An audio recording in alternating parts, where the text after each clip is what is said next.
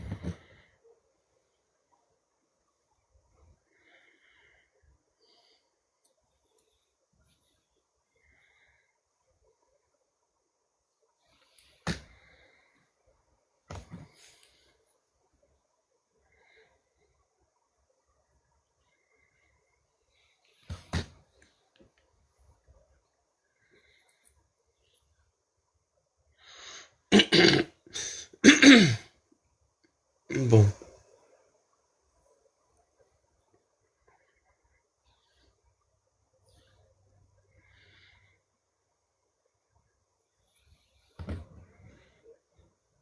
Et je pense que cette nuance est importante. Effectivement, oui. Oui, effectivement, oui. Oui. Mais reste que je vois un comportement qui est très similaire. Genre, on dirait que chacun dit que l'autre, chacun dit qu'il est mieux que l'autre et qu'ils ne sont pas de la même, et qu'ils ne pensent pas de la même façon, mais au fait, ils réagissent exactement de la même façon. Je sais pas s'ils se rendent compte ou bien c'est juste instrumentalisé pour... Oui. En fait, vu que la religion est une création humaine, c'est pas Dieu qui est venu révéler une vérité absolue ou je ne sais quoi. C'est une construction humaine. Donc, elle est le résultat de certains instincts humains. Voilà, on essaie de rationaliser quelque part des sentiments, des instincts. Donc, la religion, elle est là pour les rationaliser entre guillemets. Ben, ces mêmes instincts existent toujours chez l'être humain. Donc, et cette religion va servir à ces êtres humains-là de justifier ces instincts-là. Malheureusement. Certains, c'est littéralement ce que la religion va faire. C'est justifier, oui, justifier certains sentiments qu'ils ont. Je vais Ça veut dire pas plutôt dire des que sentiments négatifs aussi, hein. Vraiment, genre... non, je parle. Non, quand je dis instinct, c'est les bas instincts. Voilà, je suis pas en train ouais. de. Je parle pas de l'instinct de survie. Je parle vraiment des bas instincts.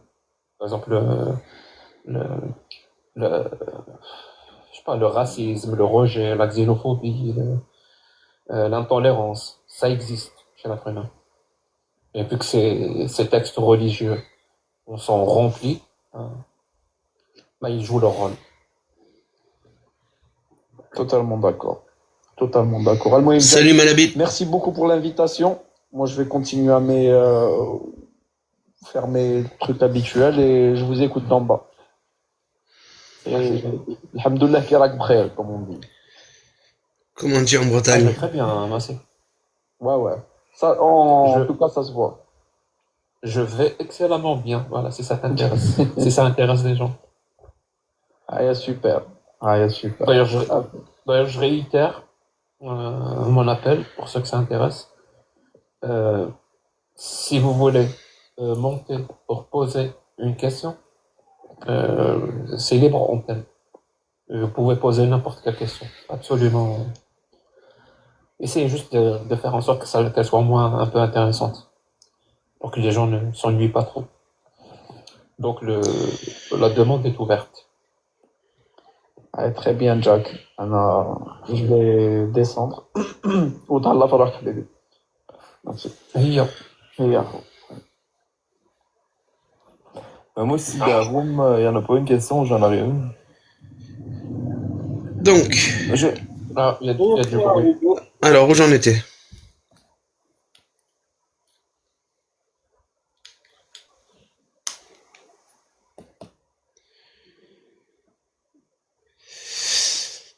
Où j'en étais?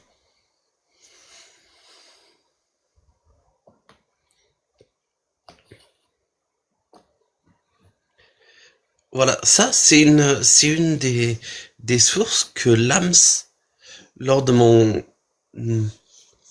lors de mon entretien avec l'AMS, où ça a été assez plutôt cordial. J'ai appris pas mal de choses. J'ai appris que, par exemple, que Allah n'a pas pensé du tout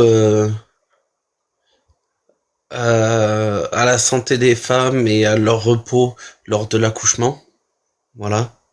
Et que l'AMS considérait comme ça, comme oh, c'est comme s'il allait parler du temps de demain, du beau temps de demain. Voilà. Pour dénigrer en gros que c'est pas important de parler de l'accouchement qui est assez universel pour tout le monde et assez intemporel. Voilà, je tenais à le faire remarquer. Et il y a un truc sur l'esclavage où il m'a sorti ce genre de truc. Il m'a sorti cette source. Alors pour vous, évidemment, c'est compliqué à lire. Et si je fais ça et ça, c'est mieux pour vous. Voilà. Mais c'est toujours compliqué à lire. Il faut que vous passiez le truc à gauche là, pour pouvoir lire. C'est exactement ça que je vais lire maintenant. Mais il faut un peu de contexte avant. Donc on discutait, voilà, on avait une confrontation d'idées, la mienne où je défends les droits de l'homme avec l'égalité des droits, machin. Et même si on est biologiquement différent, lui c'était l'équité en droit, car on est biologiquement différent. Donc il défendait plutôt les lois de la charia, de l'islam sunnite. Voilà. Et lors de cette discussion, il est venu, donc je vous l'ai dit,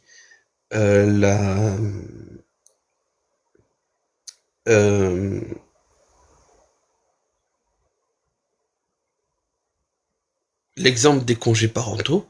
On a discuté pas mal sur ce que moi je proposais sur les congés parentaux, ce que la loi proposait en France et que ce que moi je proposais en tant que pseudo-humaniste, droit de l'homiste, voilà. Enfin oui, humaniste, droit de l'homiste, on peut dire ça comme ça. Ce que je proposais moi, et je lui ai demandé, voilà, que propose Allah. Et en fait, il propose rien du tout. Là, il propose de faire moins de prières, moins de trucs. Quand je lui demande son avis sur les congés parentaux en islam, il me répond qu'Allah n'a rien écrit spécifiquement sur les congés parentaux, car Allah n'allait pas parler de la météo de demain, c'est ça qu'il m'a dit. Allah n'allait pas parler de la météo de demain en parlant des congés parentaux. Donc, la femme qui est quand même l'accouchement et la femme et le repos de la femme après l'accouchement, etc. C'est comme parler de la météo de demain pour Allah. Voilà. D'après l'AMS, évidemment. Hein.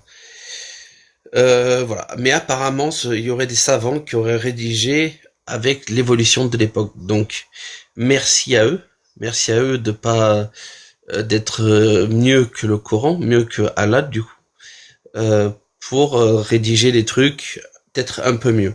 Allah, lui, tout ce qu'il a fait, c'est réglementer des choses assez précises et temporelles, comme l'esclavage, l'alimentation ou encore la prière. mais l'accouchement des femmes, ça, il s'en bat les couilles. Donc, en parlant d'esclavage, il m'a dit qu'il dénonçait en fait ce qui se passait en Haïti avec la France dans les années 50 ou 60, je sais plus. Où en fait Haïti, la France avait des esclaves en Haïti et pour libérer les esclaves, ils demandaient un dédommagement. Voilà. Ils demandaient un dédommagement tout simplement.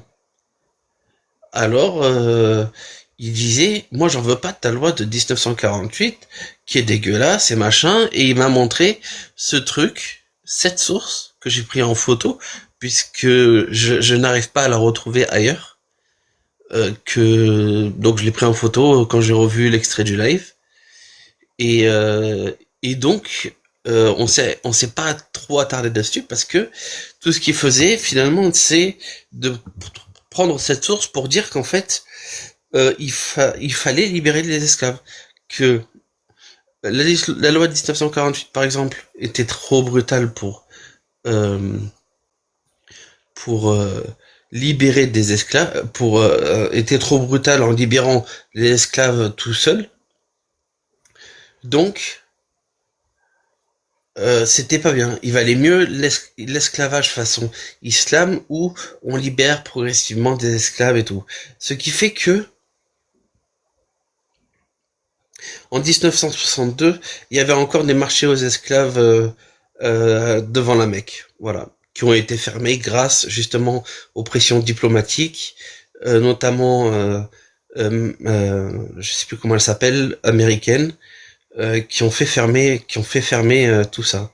Donc moi je vais vous lire ça parce que ce qui est très marrant c'est que voilà, il dit que l'islam veut abolir l'esclavage mais progressivement. Et il m'a sorti ça comme source. Alors on va le lire ensemble. Je vous invite à le regarder ensemble. Donc moi je lis. Et tels vos serviteurs cherchent un écrit d'émancipation. Donnez-leur une telle écriture si vous trouvez qu'il y a du bien, de l'honnêteté en eux. Voilà. Donc, ça vient d'un certain verset que George Arbitol, salut Abitbol, merci beaucoup, c'est grâce à Eleanor Roosevelt. Voilà, merci. J'avais zappé. Donc, Cléopatra, Erreur 404, vous parlez, ok, d'accord. Donc, ça, c'est dans un certain verset que j'ai oublié, que je pourrais retrouver assez facilement, qui m'a fourni, je crois que c'est le 22-33, mais là, je le dis de tête, comme ça, au pif, je le dirai pas, je vous promets rien. Mais c'était bien ça. Il a sorti ce verset pour dire que oh mais si, il faut que je fasse les choses bien, faut que je fasse les choses bien. Attendez-moi.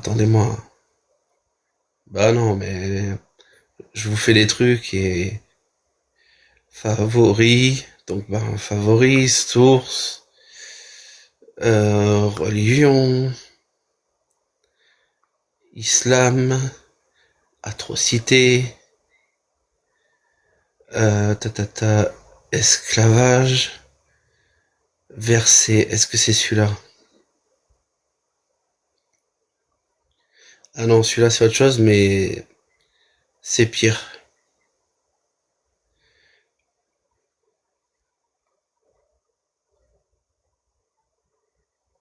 Voilà, 24-33. Donc voilà. Il m'a donné ce truc dans un premier temps. Donc je suis sur Coran seul, sourate 24, verset 33, et qui m'a dit que, bien sûr, qu'il veut affranchir des esclaves Allah parce qu'il a écrit, ceux de vos esclaves qui cherchent un contrat d'affranchissement, concluez ce contrat avec eux. Il m'a sorti ça. Je suis allé le voir en direct, et en fait j'ai continué à lire. Ceux de vos esclaves qui cherchent un contrat d'affranchissement, concluez ce contrat avec eux si vous reconnaissez du bien en eux. Si vous reconnaissez du bien en eux. Voilà, c'est pour ça que quand je vous montre ce qui est à l'écran, la source qui dit ça, c'est que l'âme, déjà, dans un premier temps, il coupe le verset pour que ça aille dans sa faveur. Moi, je lui ai demandé ses sources et je lui ai montré jusqu'à à la fin. J'ai lu jusqu'à la fin pour montrer qu'en fait, c'est pour ça que l'esclavage perdure en islam, c'est parce que si vous reconnaissez du bien en eux, c'est-à-dire que c'est encore à l'appréciation du maître.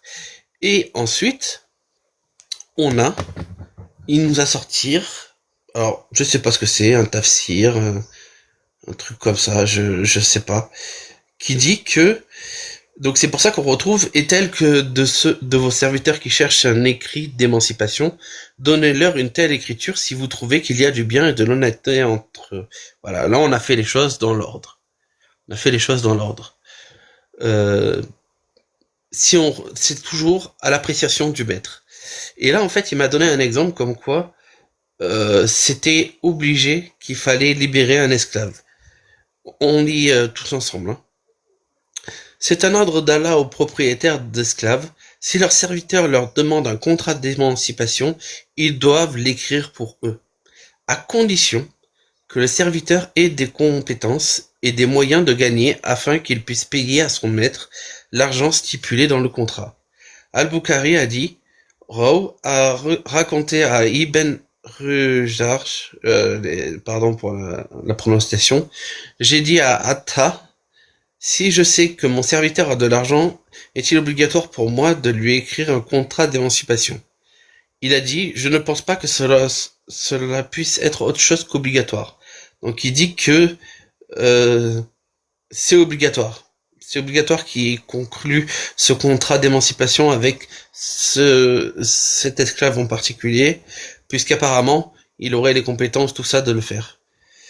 Ibn Ammar Dinar a dit, j'ai dit à Atta, est-ce que tu racontes ça de quelqu'un qui l'a dit? Non, puis il m'a dit que Moussa bin Massa lui avait dit que voilà.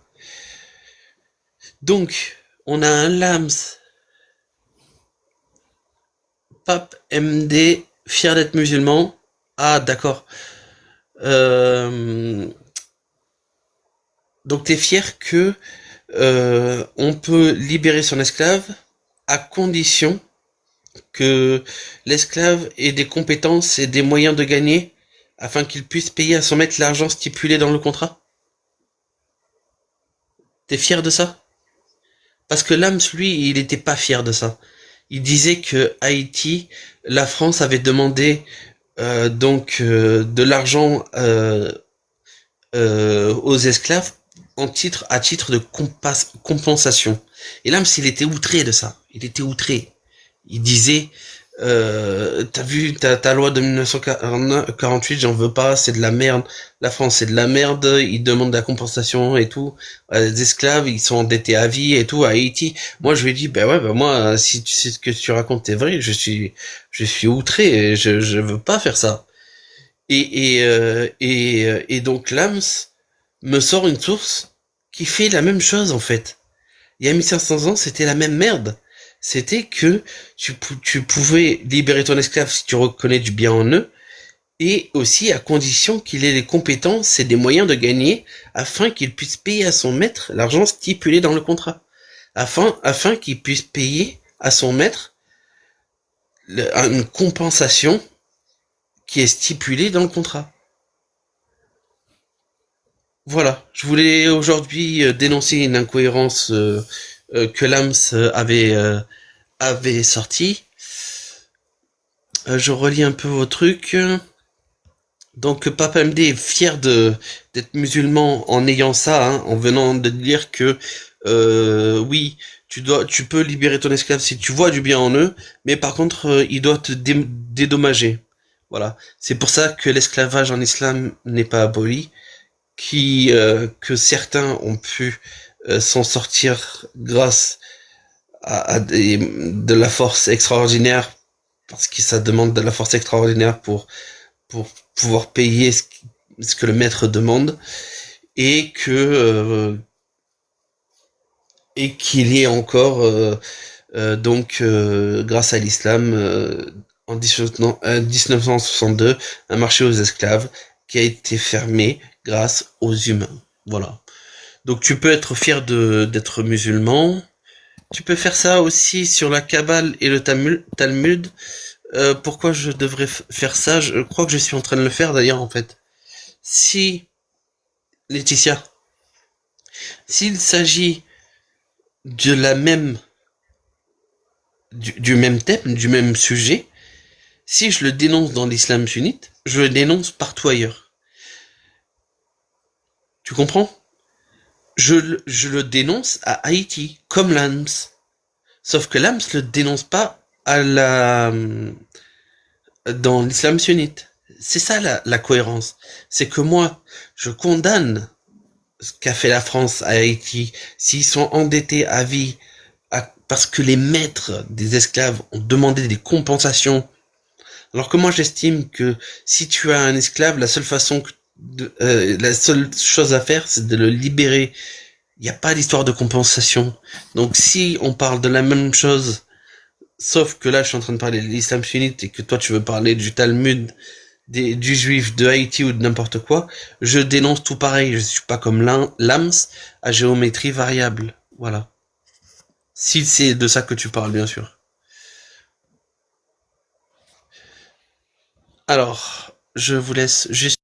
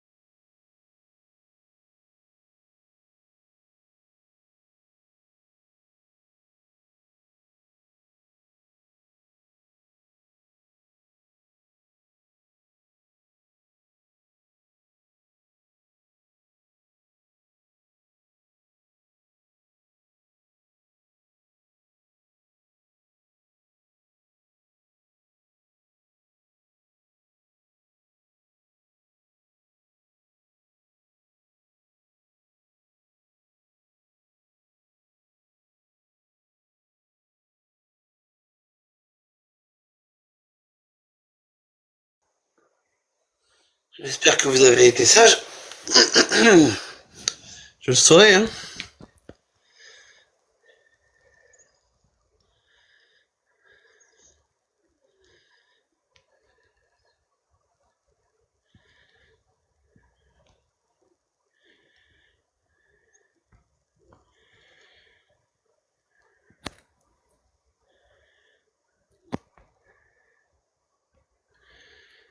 Bon, je vais direct à la fin pour les messages, vous m'excuserez, hein. Vous parlez surtout entre vous. Alors, Driss, pourquoi soutien de Jack le Fou? Il est plutôt compliqué dans sa tête. Bah, c'est plutôt compliqué, ouais. Il a plutôt un raisonnement assez compliqué, mais qui se tient. Et j'avais écrit spécialement soutien à lui dans ce cas-là, par rapport au harcèlement raciste massif qu'il a reçu. Voilà, venant de l'extrême droite francophone et plus particulièrement française. Voilà.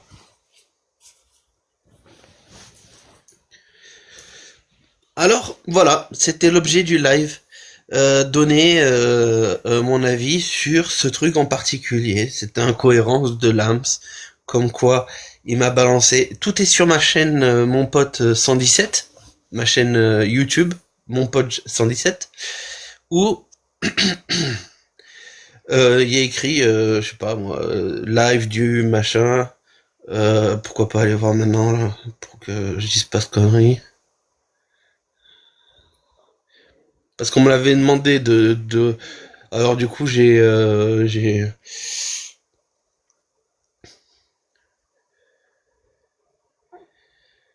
Alors...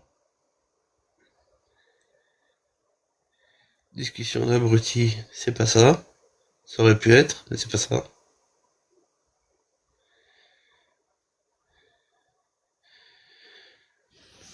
Ouais, j'ai fait trop de vidéos de merde.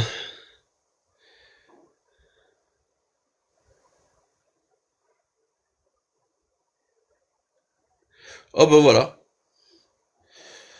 Il y a 3 semaines, intitulé Lams, tout court. Voilà, vous pouvez aller revenir sur ça et regarder tout le contexte qu'il y a eu. Donc c'était suite à ça, donc c'est sur Mon Pote 117 et ça date d'il y a 3 semaines et et la vidéo s'intitule simplement Lams parce qu'on m'avait demandé de la sortir en particulier, donc je l'ai sortie vite fait, j'ai même pas fait de titre. Peut-être que je la changerai, mais je sais même plus de quand elle date, alors ça va être compliqué. Donc voilà. Donc Lams me reproche.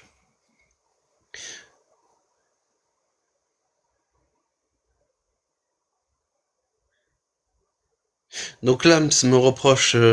C'est sur YouTube. Oui, tu tapes Mon Pote 117 sur YouTube et tu vas dans 3 semaines en arrière et j'ai déposé la vidéo juste intitulée Lams.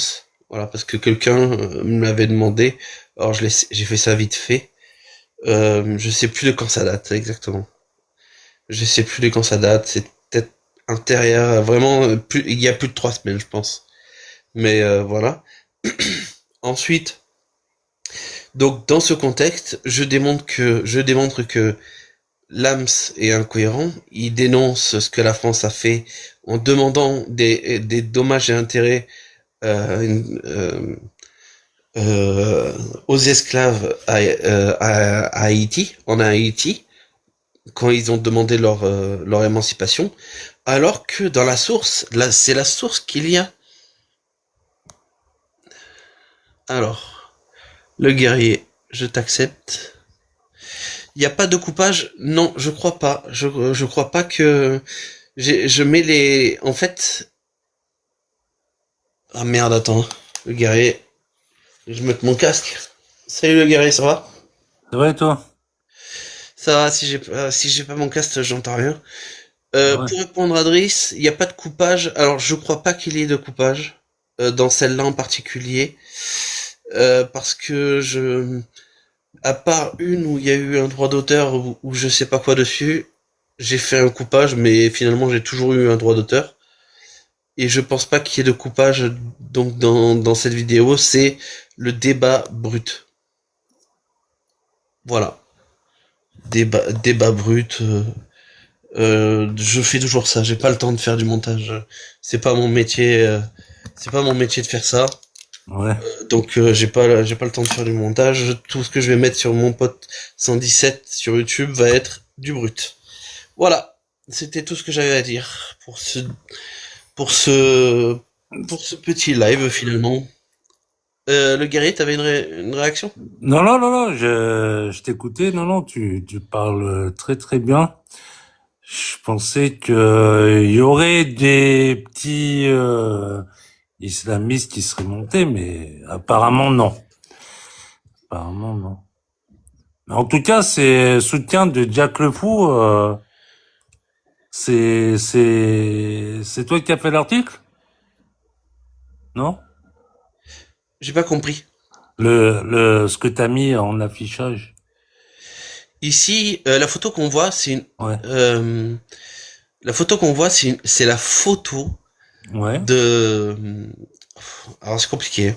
C'est la photo que j'ai repassée sur ma tablette ouais, quand je réécoutais notre live avec Lams et donc ça c'est ce qui avait marqué à ce moment-là précis du live ouais. et j'avais mis un petit sticker soutien à Jacques Le Fou à ce moment-là Ouais, ça va. C'est bien. parce que c'était le moment où en fait il avait suivi le harcèlement massif raciste, voilà, tout Ouais, simplement. j'ai entendu cette histoire-là. J'ai entendu cette histoire-là. Mais tu sais, quand tu déranges, forcément, tu vas avoir une razzia de certaines personnes, hein. Et ça a toujours été comme ça, malheureusement. Ben ouais, ben c'est vraiment de la merde parce que quand j'ai regardé là en live, Ouais, c'est sur mon pote 117 tout pareil, ouais, euh, sur le retour de Jack Le Fou, où il écrit que il y a des gens qui sont contents qu'il soit parti, ouais, qui sont réussis à se débarrasser de lui, euh, euh, en le, par le harcèlement. Tu vois ce que je veux dire? Ils ont pas réussi à le faire partir par par la l'intelligence. rhétorique, Ouais, par par l'intelligence, l'intelligence. voilà, en discutant. Non, ils l'ont fait par agression. Bah écoute, Et ils en sont fiers.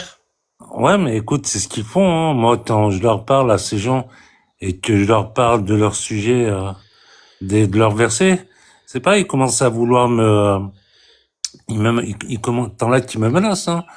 Ouais, je vais trouver ton adresse et tout ça, on va t'afficher. Bah, je lui dis, tu peux, hein, tu peux. Et malheureusement, ces gens-là pensent comme ça. Ils pensent qu'avec les agressions, les harcèlements, ça va fonctionner. Mais il était revenu l'autre fois, et je l'avais vu sur un live. Je l'avais vu sur un live, lui, Jack. Ouais, il va revenir, il va revenir, il va revenir. En tout cas, je sais pas si tu connais une femme qui s'appelle Nacera et qui, pareil, ben elle démonte totalement leur. Alors, elle est musulmane, hein, mais elle dit clairement que le Coran c'est quelque chose de satanique, hein. Elle est musulmane et elle dit que c'est le Coran satanique, Ouais, c'est original ça. ouais, parce qu'en fait, si tu veux, le livre que tous les musulmans, majoritairement, la majorité de musulmans lisent, le Coran, ben, si tu veux, pour elle, c'est satanique, parce que en fait, le prophète Momo, parce qu'elle, ce qu'elle suit, c'est ils appellent ça le kitab. Je sais pas si t'en as déjà entendu parler. Aucune idée ouais, de ce que c'est. Ben, c'est en gros juste le Coran, mais sans le prophète Momo et tout ça, sans. En fait, c'est que Dieu. Et C'est des coranistes ça, non? On peut appeler ça des coranistes? alors non, parce qu'elle est même contre les coranistes. Ah ouais, Ouais, ouais. carrément, ok. Je Elle connaissais dit, pas du tout. ouais, ouais, elle qualifie de le prophète Momo, leur prophète à eux, de PDO, tu sais, de préau, que tous les messagers qui ont été écrits dans leur livre, bah ça a été fait exprès pour égarer les personnes. Ce qui est vrai parce que, voilà, on n'a aucune trace de ces gens-là. Et elle les dénonce, toi, donc elle se fait un peu attaquer, pareil.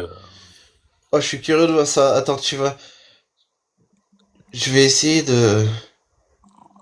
En fait, son compte, c'est Nacera.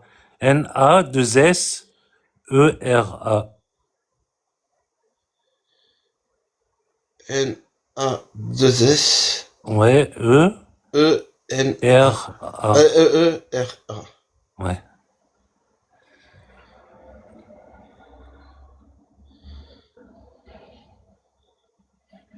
Si jamais tu la trouves, elle est... Ah putain, je capte mal. ok. Mais au pire des cas, je t'enverrai son lien par DM, enfin son compte par DM au cas où.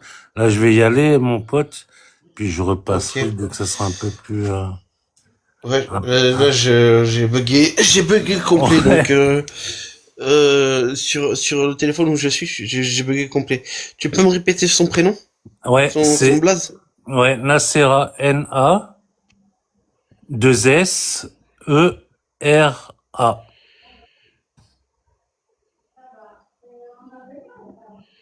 Ok, je vais, Au pire, je je- t'enverrai regarde son compte par DM, là, je te l'envoie en DM, son profil. ok, je suis curieux de voir ça, volontiers. Merci.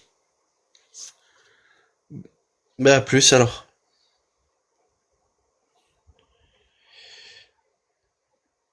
Nasira. Alors, je vais réessayer. Nasira. Utilisateur. Mon mot est pas ou presque dans le Coran de base. Ouais, il est cité comme messager, quoi. Est-ce que c'est Nasera 1 épingler, allez, épingler un truc.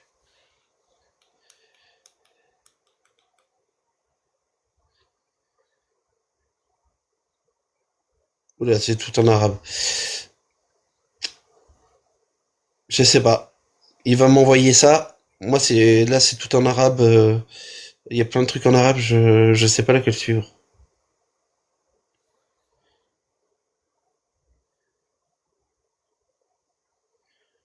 Nasira privé.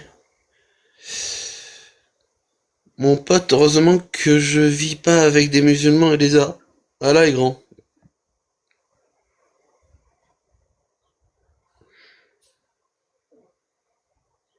Ok, j'ai rien compris. Je suis tombé sur un compte privé. Bon, il a dit qu'il m'enverrait. Moi, je suis curieux de voir ça.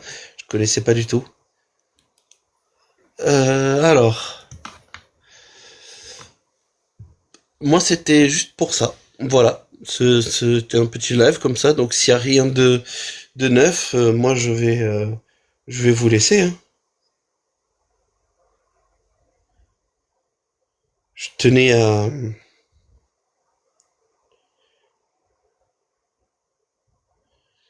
je tenais juste à faire ça. Bon, eh ben à plus.